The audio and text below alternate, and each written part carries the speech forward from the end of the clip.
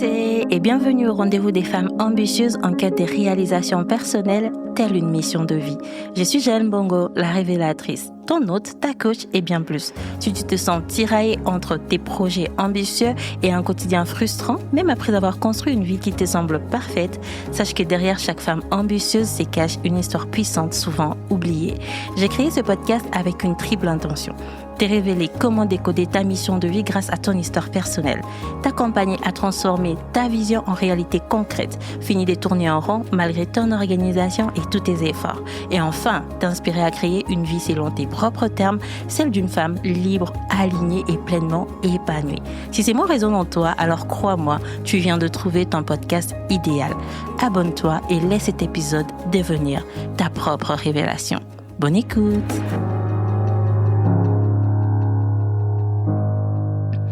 Mbote, boye malamuna épisode Oyo. Bonjour et bienvenue dans cet épisode. Nous poursuivons le marathon d'un épisode par jour pendant 30 jours tel que je l'ai annoncé dans l'épisode de mon retour. Alors, la semaine dernière, nous avons eu le temps de parler de la femme ambitieuse. C'est vraiment toute une série dédiée à la femme ambitieuse. C'était quoi l'ambition féminine? Pourquoi elle dérangeait?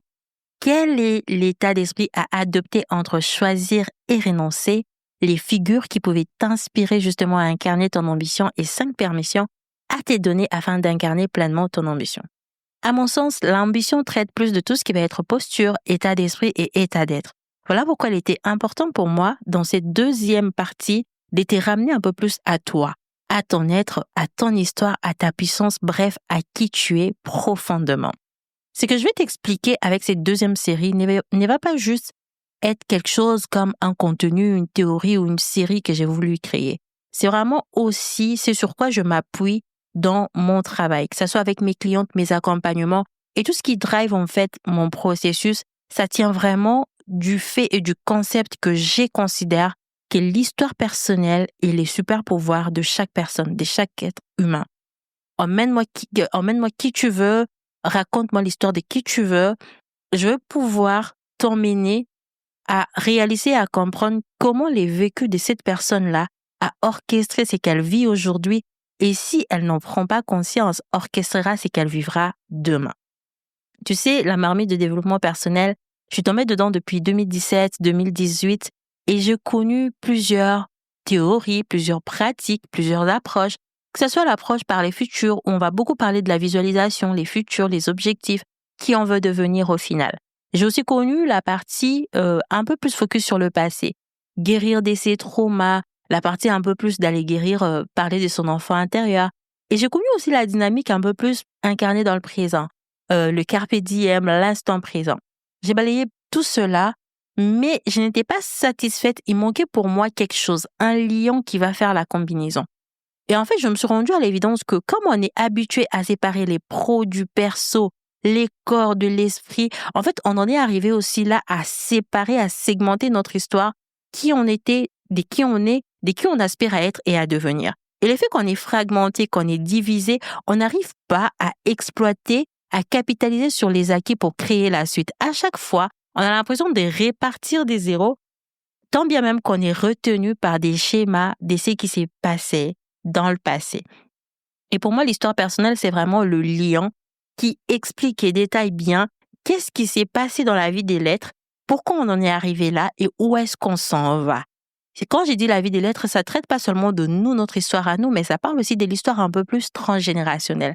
Donc, ceci ne tient pas juste des livres lus, ça tient aussi de mon expérience personnelle parce que avant d'être la coach de qui que ce soit, je suis avant tout ma propre coach. Ça tient aussi des accompagnements que j'ai eu à avoir avec mes clientes dans diverses formes d'accompagnement et ateliers que je propose. Et donc, aujourd'hui, l'approche de Jaël, l'approche de la révélatrice, c'est vraiment la puissance de l'histoire personnelle, la réalisation de soi par les biais et le pouvoir de son histoire personnelle.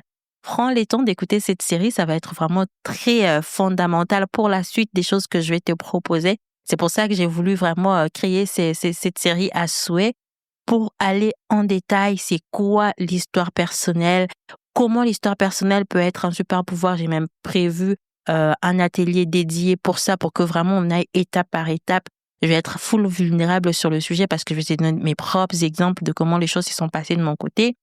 Il y a aussi la partie où je vais te lire une histoire, que j'ai rédigée, la métaphore du loup, parce que je trouve que les métaphores sont très bien pour pouvoir s'y projeter, s'imaginer dans une scène. Ça sera quelque chose que je vais te lire puisque ça a vraiment été écrit. Ensuite, on parlera de 5 histoires qui peuvent justement t'inspirer. Voilà les plans de cette série. Et à la fin, je te parlerai des extraordinairement ordinaires, mais ça, on aura le temps d'en parler au moment venu. Aujourd'hui, nous parlons de 7 génies féminins que peut-être tu ignores. Parce que avec la série précédente, je crois qu'on est arrivés toutes les deux à la conclusion que tu es une femme ambitieuse. Parce que l'ambition féminine, c'est quoi? C'est vraiment avoir ces pas de côté, ces pas de plus où tu vas aller dépasser les propres limites établies pour justement créer la version de toi que tu sais exister dans ton imagination, dans tes aspirations, mais qui n'existe pas encore factuellement dans les réels. Alors, sur cette base, nous disons que tu es une femme ambitieuse, tout comme moi, je suis une femme ambitieuse. Mais tu peux te trouver dans cette posture où régulièrement tu vas te demander, mais qu'est-ce qui te rend spécial? Pourquoi les autres semblent avoir une clarté que toi tu n'as pas ou pas encore? Ou encore, qu'est-ce qui pourrait bien te démarquer parce que tu ne vois rien d'exceptionnel en toi? Cet épisode va littéralement transformer ta façon de te voir et la façon de voir toutes les choses que tu fais au quotidien.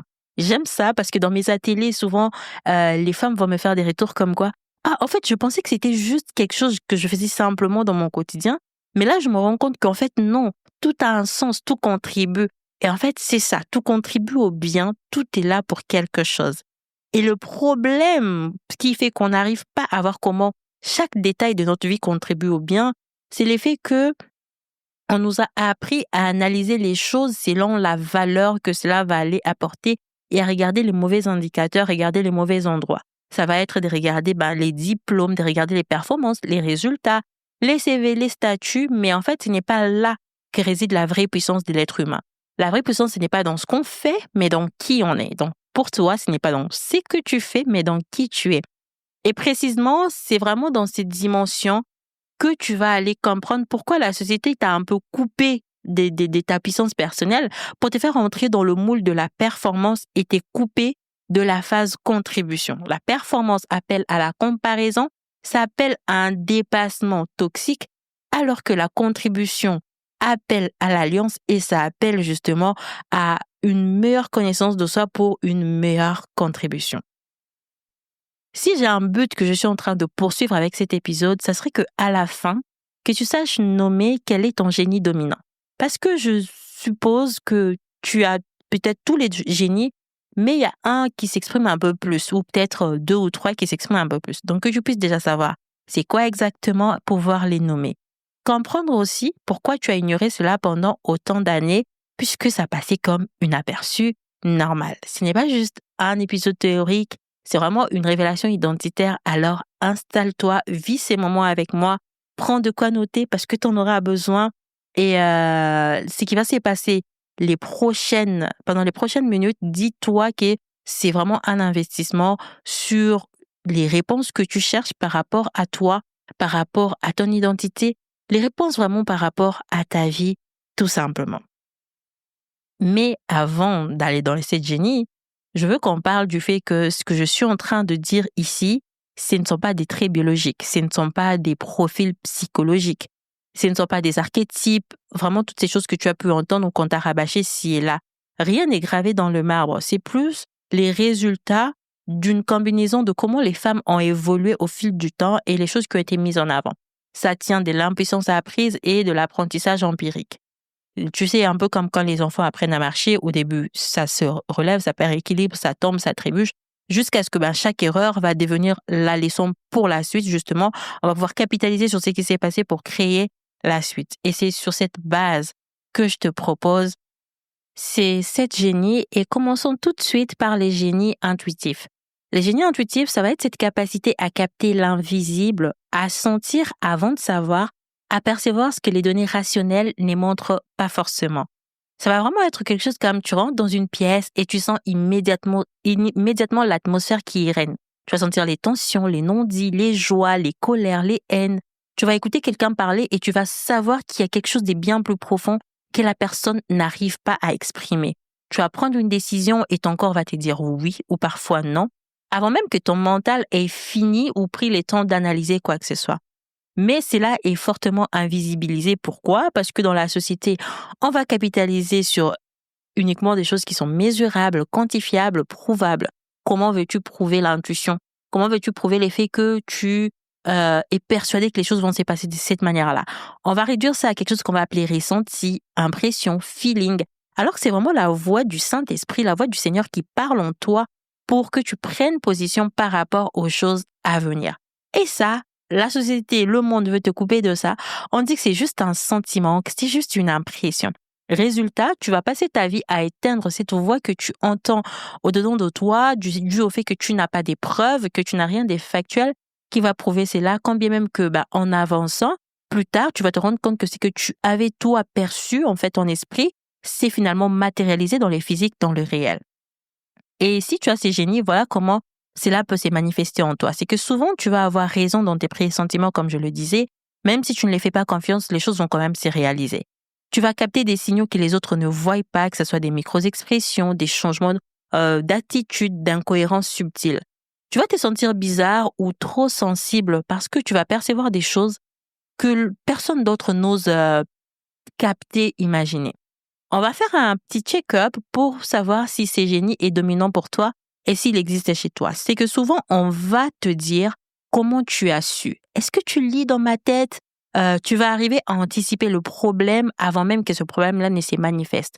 Ou encore, tu vas te sentir pleinement, complètement épuisé dans des environnements où tout va bien en surface, mais ça grésille au fond de toi. Tu sens que en soum-soum, ça ne va pas.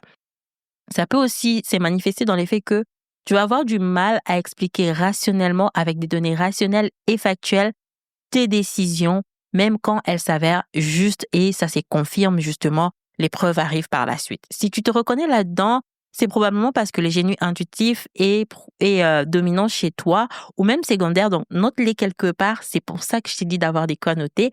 On va passer au deuxième génie et on fera les bilans à la fin. Le deuxième génie, c'est le génie relationnel. Le génie relationnel, c'est cette capacité à tisser des liens profonds, à créer de la cohésion et vraiment faire exister l'autre dans toute sa complexité. On n'est pas juste dans la simple limite de moi, je suis en relation avec autrui, mais c'est aussi comment moi, j'arrive à connecter les uns et les autres. Tu vas être cette personne qui va facilement faire le lien, celle qui va se souvenir des détails importants de la vie des gens, celle qui va créer les espaces où les autres peuvent se sentir vus, entendus et en sécurité. Tu ne vas pas juste être dans du networking, tu vas vraiment créer des vraies relations authentiques. Sauf que cela est invisibilisé parce qu'on va appeler ça juste le simple fait d'être gentil, être sociable, avoir le sens du contact. Bref, on va ramener ça à des banalités. On va pas voir ça comme vraiment avoir une intelligence relationnelle et être vraiment stratégique dans sa façon de faire, ou encore moins vraiment être cette personne qui pense l'amitié, qui pense en fait notre vie sociale. Et c'est tout à fait logique dû au fait que dans notre monde, on valorise la compétition et l'individualisme. Créer du lien reviendrait presque à de la faiblesse. On veut de la compétition. On veut pas que les gens se mettent ensemble pour évoluer ensemble et contribuer les uns dans la vie des autres. Alors, comment cela peut se manifester chez toi? C'est que souvent, les gens vont se confier à toi naturellement et ce, même des inconnus. Que ce soit dans un tram, dans un bus, dans un avion, peu importe l'environnement, l'espace, les gens vont facilement avoir cette facilité de se confier à toi. Tu vas arriver à apaiser les conflits, à faire des ponts entre les personnes opposées, vraiment être une vraie médiatrice. Tu vas voir les potentiels dans les gens avant qu'ils ne voient eux-mêmes leur propre potentiel. Tu vas possiblement aussi créer des espaces, que ce soit physiques, émotionnels ou professionnels, où les autres peuvent s'épanouir, s'écouter. Petit check-up pour vraiment s'assurer que ces génies-là existent et est dominant en toi, c'est que on va souvent te dire « Oh, tu sais, tu devrais faire psy, tu es tellement à l'écoute, on est à l'aise qu'on te parle, qu'on s'est confié à toi. » Tu vas aussi être cette personne qui est profondément épuisée dans les relations superficielles parce que toi, tu vas chercher de la profondeur. Tu vas te sentir assez souvent responsable du bien-être émotionnel de ton entourage et parfois beaucoup trop. Tu vas arriver à voir derrière les masques que les gens portent. Tu vas entendre le non dit, tu vas sentir les tensions au niveau des épaules. Vraiment, tu vas aller en fait écouter au-delà de ce qui est présenté. Si tu te retrouves dans les génies relationnels, note-le aussi et on continue avec les génies adaptatifs. Le génie adaptatif, ça va être cette capacité à naviguer plusieurs réalités en même temps, sans te perdre de passer d'un rôle à l'autre, d'un contexte à un autre, vraiment avec une fluidité déconcertante. Le matin, tu es maman, à 9h, tu es professionnelle en réunion, ensuite à midi, tu es avec la copine, tu déjeunes, tu l'écoutes, les soirs, tu es épouse, tu es sœur, tu es fille, vraiment, tu es qui tu es. Et dans chaque rôle, tu es pleinement présente. Tu jongles avec vraiment une telle efficacité et facilité dans tes multiples casquettes sans que personne ne réalise l'exploit que c'est du jus et l'énergie que ça te prend. Crois-moi, je connais ce rayon et c'est prénom. Parce que souvent, dans la société, on va aller invisibiliser cela puisqu'on va appeler ça quoi? Ben, gérer les quotidiens. Enfin, t'es juste multitâche. Tu fais juste ce qui doit être fait. Mais on réalise pas à quel point c'est prégnant de juste se dire, OK, je suis qui je suis tout ce que je suis. Mais là, à l'heure actuelle, mon focus, c'est d'être maman. Alors, je me coupe un peu du reste et je suis en mode maman. Ensuite, je passe à l'autre. Donc, vraiment, c'est vraiment difficile à même nommer et considérer dans notre société. On va juste te féliciter du fait que ben tu sais bien gérer. On va pas enfin comment j'ai envie de dire ça, considérer les choses que tu fais à sa juste valeur. Comment cela peut se manifester chez toi si ce génie est quelque chose de dominant? C'est que tu vas passer d'un mode à l'autre sans transition visible, mais avec une fatigue invisible. Tu vas arriver à tenir plusieurs fils en même temps sans en lâcher aucun. Tu vas aussi être cette personne qui va s'adapter aux attentes de chaque contexte tout en gardant une cohérence interne. Tu vas être celle sur qui on peut compter, on peut souvent et toujours compter, parce que c'est facile pour toi de t'adapter, de faire des gymnastiques pour arranger tout le monde. Mini check-up pour vraiment s'assurer que ce génie est dominant chez toi.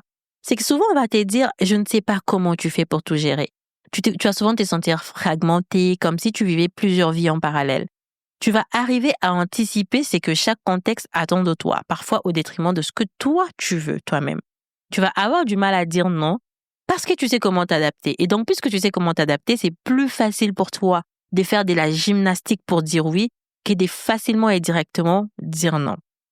Si tu t'es reconnu dans ces génies, j'ai envie de te dire, c'est vraiment magnifique. Si on part dans les darwinismes avec la théorie de l'évolution, c'est l'adaptation qui nous a emmenés jusqu'ici. Donc, c'est la lutte pour la vie qui fait la survivance des plus aptes. C'est le fait que les plus aptes ont su s'adapter que l'évolution a continué. Même si je ne suis plus totalement OK avec les darwinismes, enfin, ça sera pour un autre sujet. L'effet de s'adapter, c'est très bien. Mais il peut très, très vite devenir une prison si tu utilises cela uniquement pour répondre aux attentes des autres. Donc, on y reviendra sous forme d'une conférence, je ne sais pas encore quoi, mais passons tout de suite au 4e génie, qui est les génies créatifs. Alors, celui-ci ne veut pas dire faire de l'art. Parce que je sais souvent qu'on va parler de la création, de la créativité, tout ce qui va être créa, on va penser à faire de l'art. Ce n'est pas juste ça. Ça va être cette capacité à voir des possibles là où les autres voient des impasses, à imaginer des solutions qui n'existent pas encore, à créer du neuf à partir du chaos. Face à un problème, tu ne vas pas juste te contenter à des solutions existantes. Tu vas inventer, combiner. Tu vas vraiment aller créer du lien de pont entre des choses que personne n'avait pensé relier, mettre ensemble. Tu es celle qui dit « et si on faisait différemment et si on faisait autrement ?» Sauf que cela est invisibilisé parce que la créativité féminine s'est contente souvent à des domaines doux comme tu sais de la déco, de la cuisine, les loisirs créatifs. On va pas aller mettre ça en avant dans des stratégies entrepreneuriales, dans l'innovation scientifique ou encore dans les décisions politiques. On va souvent te dire « oh, tu es créative, mais ça va un peu être comme, tu sais, c'est juste mignon, quelque chose de seconde zone, pas comme si c'était une force de transformation massive. » Si les génies créatifs existent en toi, voilà comment ça peut se manifester, c'est que tu vas être cette femme qui va trouver des solutions inattendues à des problèmes complexes. Tu vas avoir des opportunités là où les autres voient des obstacles. Tu vas arriver à visualiser des futurs possibles avec une grande clarté. Et tu vas avoir besoin d'espace, beaucoup d'espace pour expérimenter, explorer, créer, que ce soit dans le pro, dans le perso, peu importe les dimensions. Mini check-up, pour vraiment t'assurer que c'est génie et dominant chez toi, c'est que souvent on va te faire des retours et te dire « oh, tu as des idées originales » ou encore « tu penses vraiment différemment ». Souvent, tu vas être frustré par les systèmes rigides qui ne laissent pas de la place à l'innovation. Tu vas aussi être cette femme qui a plein de projets, plein d'idées, des visions. Souvent, tu vas considérer que c'est beaucoup trop. Crois-moi, ça ne l'est jamais. Si tu peux l'imaginer, tu peux le réaliser. Et d'ailleurs, tu vas le réaliser. Et aussi, tu vas être cette femme qui a besoin de créer pour te sentir vivante. Pour toi, vraiment, créer fait partie de ta vie, de ta personne, que ce soit des projets, des expériences, des concepts. Si tu te retrouves dans les génies créatifs, donc on est déjà très très bien, note-le et poursuivons avec le cinquième génie, qui est les génies résilients. Les génies résilients, c'est cette capacité à aller transformer la douleur en force motrice, à traverser vraiment les tempêtes, les choses, les situations difficiles qui auraient brisé d'autres personnes. Et toi, tu t'en es sorti, pas juste sorti debout, mais tu en es sorti plus forte. Qu'est-ce que cela veut dire? C'est que tu as pu vivre des épreuves, des vraies épreuves, hein, pas juste des épreuves comme on a appris maintenant de nos jours à venir forcément aller chercher des situations difficiles à raconter. Toi, tu as peut-être pu vivre des épreuves, que ce soit dans la famille, émotionnellement, professionnellement, relationnellement, peu importe la dimension.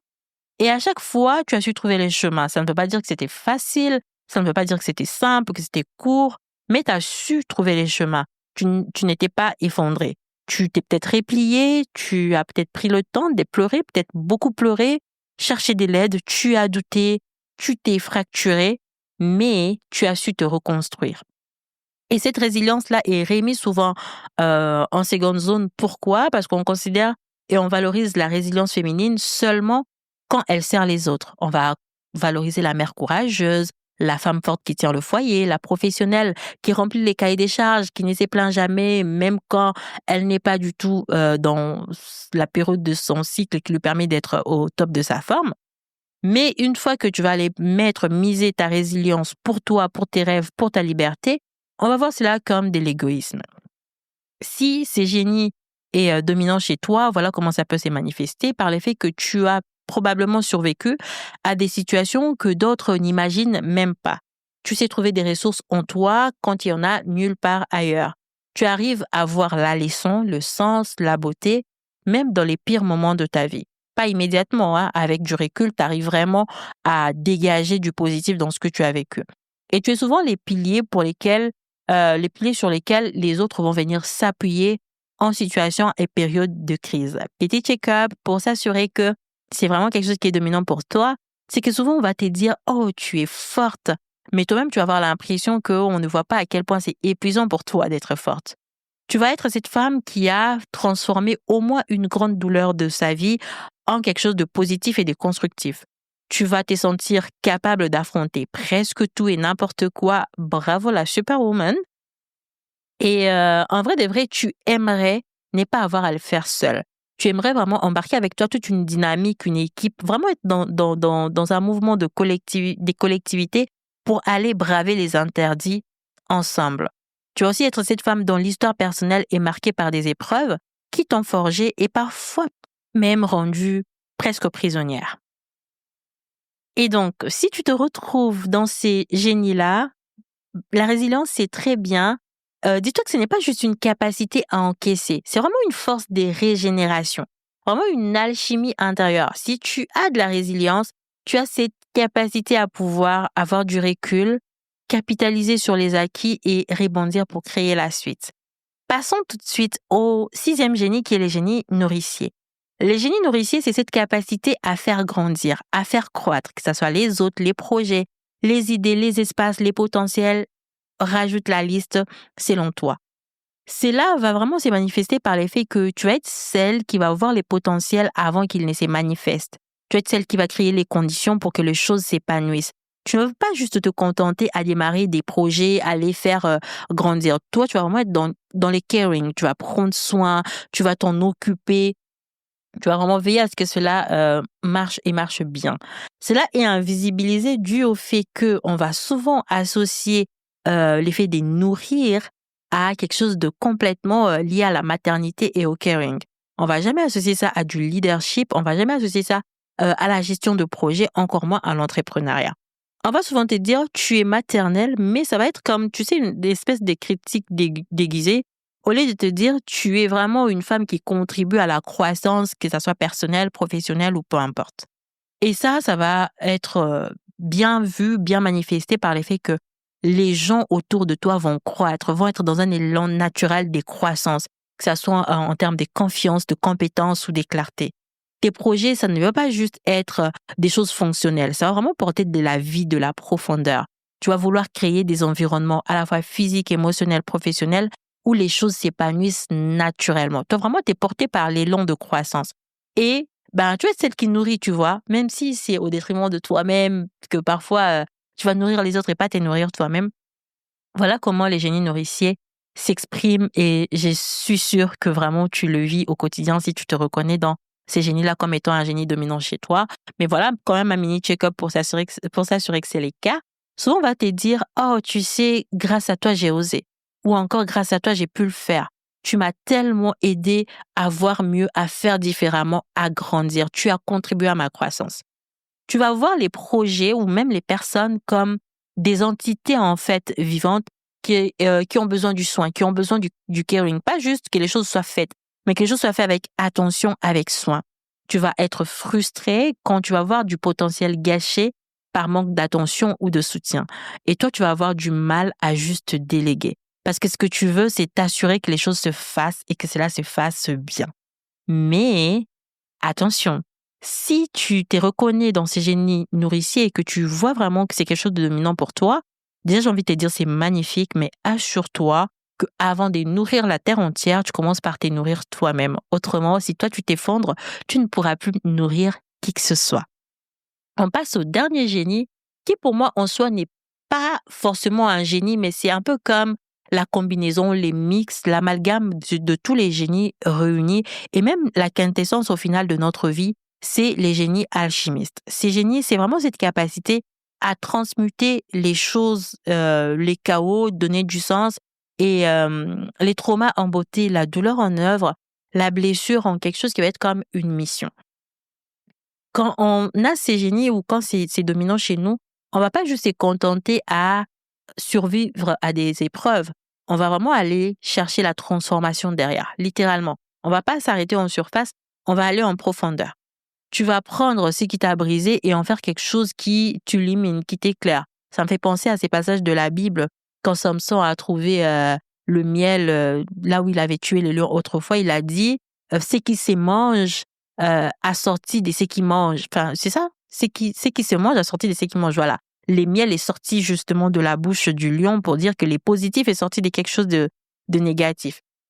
Et tu vas être dans cette posture où tu vas vouloir libérer, où tu vas vouloir inspirer, un peu comme dans les kichungi, tu sais, cet art japonais où on va aller colmater un peu les vases fissurés avec des fils d'or. C'est vraiment ça les génies alchimistes. Mais ça, c'est pas mis en avant dû au fait que cette capacité des transformations en profondeur va faire peur. Ça va faire peur à plusieurs personnes et on va souvent remettre en question l'idée comme quoi il faut passer à autre chose, tourner la page, lâcher prise parce que c'est plus simple de faire ça que d'aller un peu plus en profondeur et changer des choses qui est perçu un peu comme radical. Cela va se manifester par l'effet que tes pires expériences vont potentiellement devenir les plus grandes sources de sagesse. Tu vas arriver à donner du sens à ce qui semble absurde, abstrait, injuste, voire insupportable. Tu vas créer, que ce soit des l'art, des projets, du contenu, des accompagnements, de la déco, peu importe, tu vas créer à partir de tes blessures que tu as su transformer. Vraiment une nuance ici. Ce n'est pas juste une blessure qui te pousse à créer, mais une blessure que tu as transformée, que tu as transmutée. Tu vas créer à partir de cela pour révéler la beauté. Tu vas être presque comme une guérisseuse née. Pas parce que tu vas sauver les autres, mais parce que tu vas montrer que c'est possible, que la transformation est possible. Petit check-up pour s'assurer que c'est dominant chez toi ou que c'est en train d'émerger en ce moment, c'est que ton histoire personnelle est à ces jours devenue ta force motrice ou du moins c'est en train de les devenir. Tu vas vraiment beaucoup t'appuyer sur ton histoire, ton expérience pour valoriser ton expertise et où tu t'en vas dans la vie. Tu vas arriver à voir la beauté même dans les expériences les plus sombres, mais c'est là avec du recul, ça se fait pas d'emblée. Tu vas aussi être cette personne qui a une mission qui est directement liée à ce qu'elle a traversé. Potentiellement, les buts que tu poursuis aujourd'hui doivent fortement être liés à quelque chose que tu as traversé, que tu as expérimenté dans ta vie. Les gens vont souvent te demander comment tu fais pour transformer ça en quelque chose de si beau? Comment tu fais pour passer de la situation chaotique dans laquelle tu étais à la vie que tu es en train de vivre aujourd'hui? Si tu te reconnais dans ça, j'ai envie de te dire bienvenue dans les cercles des alchimistes. C'est vraiment là où à mon sens, j'ai envie de t'emmener, qu'on puisse converger chez les alchimistes. Et la puissance de ton histoire va t'y emmener, crois-moi. Alors, on a vu le 7 génies. Est-ce que tu t'es reconnu dans 1, 2, 3, lesquels? Est-ce que tu peux les citer de ton côté? Puisque je veux qu'on puisse quand même aller voir comment tu peux toi-même aller aujourd'hui, aller activer cela. Puisqu'il est important de comprendre que tu n'en as pas qu'un seul. La plupart des femmes ont un génie dominant, c'est lui qui va souvent se manifester dans ton quotidien et que tu vas utiliser naturellement, mais il y a 2, 3, 4 génies secondaires qui vont s'activer selon les contextes. Et parfois, il y a des génies en sommeil. Ça, vraiment, il faut faire attention, c'est que tu vas avoir ces capacités-là, mais ça va un peu être en latence chez toi. Soit peut-être parce que tu ne les as jamais développées ou que la vie ne t'a pas permise, ne t'a pas mise devant les situations où tu as besoin d'exploiter cela, mais c'est en potentiel, ça sommeille en toi. Et donc, les buts aujourd'hui, c'est vraiment d'aller comme voir et comprendre comment mettre cela en avant et les transformer de façon consciente. L'épisode touche à sa fin. Nous avons vu ensemble les 7 dimensions du génie féminin, l'intuitif qui va être celle qui va capter l'invisible, les génies relationnels qui va tisser les liens profonds, les génies adaptatifs qui va naviguer plusieurs réalités, les génies créatifs va voir les possibles là où les autres ne voient rien du tout, les génies résilients va transformer la douleur en force, les génies nourriciers va faire grandir, faire croître, et les génies alchimistes va vraiment être comme j'ai envie de dire les summums, l'apothéose de tout ça pour aller transmuter les chaos, aller révéler la beauté dans chaque chose, chaque situation et chaque personne. J'ai une petite mission pour toi cette semaine, je ne veux pas te laisser partir comme ça. Cette mission va consister à vraiment aller, comment j'ai envie de dire, questionner chaque génie en toi. Tu vas à chaque fois t'observer cette semaine, comment tu vas la vivre. Et à chaque fois que tu verras que tu es en train de mettre en avant un génie, qu'un génie est en train de s'exprimer dans ta vie, de noter cela parce que c'est important de prendre conscience et connaissance de choses qui se passent pour réaliser aussi ta puissance. De te demander quel génie tu as les plus nié dans ta vie, minimisé, ignoré et qu'est-ce que ça t'a coûté jusqu'ici. Parce que reconnaître ton génie, c'est déjà j'ai envie de dire le premier pas, la première étape et l'activer consciemment, c'est là que tout va changer. Et vraiment, si tu veux aller plus loin dans cette démarche, sache que j'ai un accompagnement qui existe et d'ailleurs, je viens de créer une version un peu plus actionnable et pratique. Ça s'appelle carrément moi, la révélation, où pendant 2 heures, on va être en une séance d'audit et je vais vraiment aller écouter ton histoire, comprendre ton histoire, décoder les process, les patterns pour t'aider à y voir plus clair. Le lien est dans la description de cet épisode. Prends soin de toi. On se retrouve demain dans un épisode où je vais vraiment aller t'expliquer comment ton histoire personnelle égale ton super pouvoir. On va aller décoder au travers de tout ce que tu as pu vivre. Tu vas dire, mais tu ne me connais pas, comment tu vas décoder ce que j'ai pu vivre, tu verras. Ça va être vraiment un miroir. Je vais aussi te parler de mon expérience à moi, de mon histoire à moi, pour que ça fasse écho avec toi. Prends soin de toi, retrouvons-nous demain et si tu as des choses à me partager, retrouve-moi sur Instagram, la révélatrice-8. À demain! Nous arrivons à la fin de cet épisode, mais ta révélation ne fait que commencer. Que ce soit une phrase qui t'a touché, une prise de conscience ou la réponse à une question que tu te posais, prends un instant pour laisser cet impact s'installer en toi et rayonner autour de toi. En plus de mes accompagnements et ateliers, tu trouveras dans la description plusieurs ressources pour t'accompagner dans ta réalisation personnelle. Et si cet épisode t'a offert ne serait-ce qu'une petite graine de changement, aide-moi à faire grandir l'impact de telle mission de vie. Abonne-toi et laisse un avis sur Apple Podcasts ou Spotify.